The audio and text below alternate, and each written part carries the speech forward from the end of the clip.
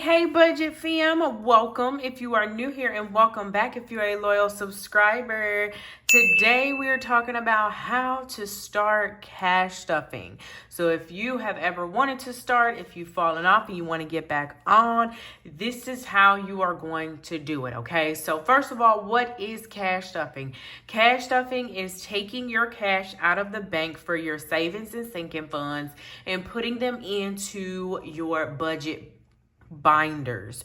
Okay, when you put them into your budget binders, that is serving as your savings account. Okay, so you are making sure that you put money to the side, and it's more of like an out of sight, out of mind. Whereas if it's in the bank and you open your account and you see it, you're more likely to transfer it to your check-ins, or you're most likely to spend that money. So cash stuffing has definitely changed the game for me a lot because, again, like I said, I put it in there and I really don't use it unless it's meant to be used, okay? So as we talk about sinking funds, which is what these are, sinking funds are what you are specifically saving for. So like new home, new car, for your kids saving, for your retirement, anything that you are specifically saving for, vacations,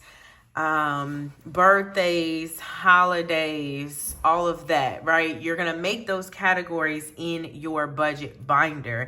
And then from there, you are going to start to save. So how do you know what to put in the budget binder? So that's why you break down your paycheck budget. So for this example, we have $1,000 paycheck. You write down what bills need to be paid from that check. You subtract it. Then you go ahead and you give yourself your weekly cash, your personal, your groceries, your gas, your family, your takeout, your tithes, all of that, okay? Household, all that type. Then you get to your actual savings, okay? So this is the money that would go into the budget binder. So you would match your categories up to what your binder has. So in this case, this first one is my long term, okay? So in long term, I actually have my personal savings, hubby's personal savings, the 3 kids.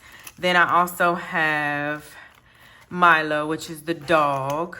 Then I have emergency fund, I have retirement, I have investments, I have life insurance, and an extra in there, okay? So all of that matches up. So what I would do is I would tell myself how much I would want to give out of the leftover money that I have. So in this case, I paid the bills that were supposed to be paid.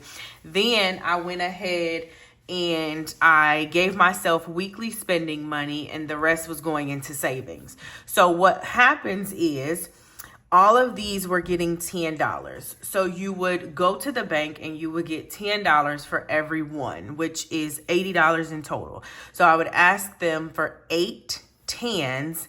And then as I bring it back, I would put the $10 into each slot. Okay.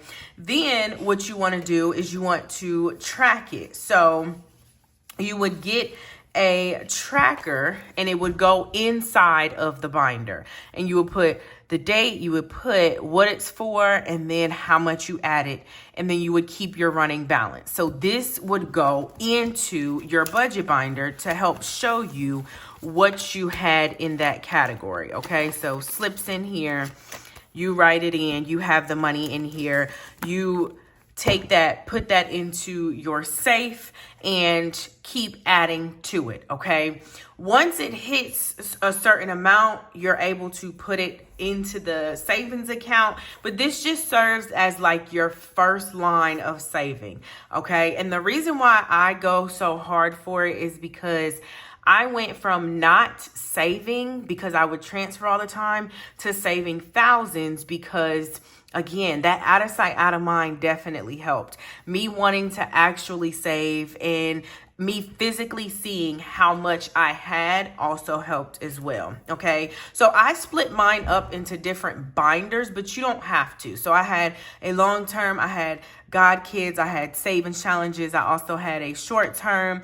I had a new home binder. So as my categories grew, I kind of split them into the different binders, but you can put it all in one binder if you want to. Okay. So how do you get the money out of the bank? So once you actually fill your sheet out and you've given yourself the money that needs to go in all of the areas, you've given every single dollar a job all the way down to zero, then you start to do your cash denominations. So how do you do the cash denominations? What you're going to do is you are going to say, okay, I have 10, so I'm going to go ahead and mark off a 10. Okay, I have another one. I needed 8, so I'd put 8. Okay, God kids all got 5, so it's 1, 2, 3, 4, 5. So all you're doing is tallying up what you actually need to get out, so that way by the time you go into the bank, and I would just take the whole entire planner in there and show them exactly what I had going on, and they were able to give me $10 worth of ones, $40 worth of fives, $150 worth of tens, $200 worth of 20s, $200 worth of 50s, and $400 worth of 100, right? So the reason why mine says 1,000 here is because since I was a month ahead, I took the entire checkout. So all of the bill money, because this bill money was for March, okay, not February. So I took it out so that I wouldn't spend it. And again, something about when it's in the cash and it's in my binders, I really just leave it alone. Okay. So I took out the entire $1,000. I had all of my categories lined up, and then I was able to cash stuff it the exact way that I needed it, instead of going to the ATM, getting out a bunch of 20s and then not having the breakdown that I need. So I just take exactly what I need. They plug it in and they give me the amounts that I need. I come home, I put it into my binders, okay? And that's all you do. Break down your paycheck, figure out what cash denominations you need, go to the bank, get the money out, and then start your actual binder. And again, you can have a category for anything. All right. You can have a category for anything. So whatever important categories you want to save for, make it a category, put it on your envelope, and then start putting money in here. And you'll see that it will start to grow and multiply, because again, you put it in here, you put it up, you don't even think about it. Okay. So if you are interested in starting the cash stuffing method, I highly, highly, highly recommend it.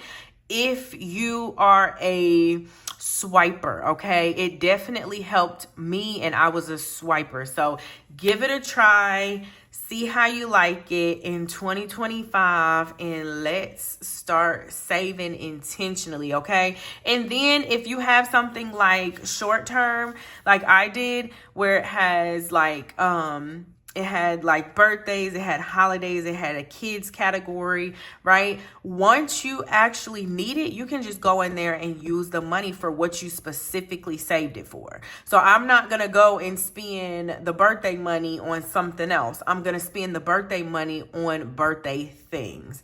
All right. That's how I kept myself accountable, and how I did not start overspending again, because once it's in that category, that's it. It's in that category, and I'm specifically using it for that category. All right. So I hope you start in 2025 and let me know how it goes.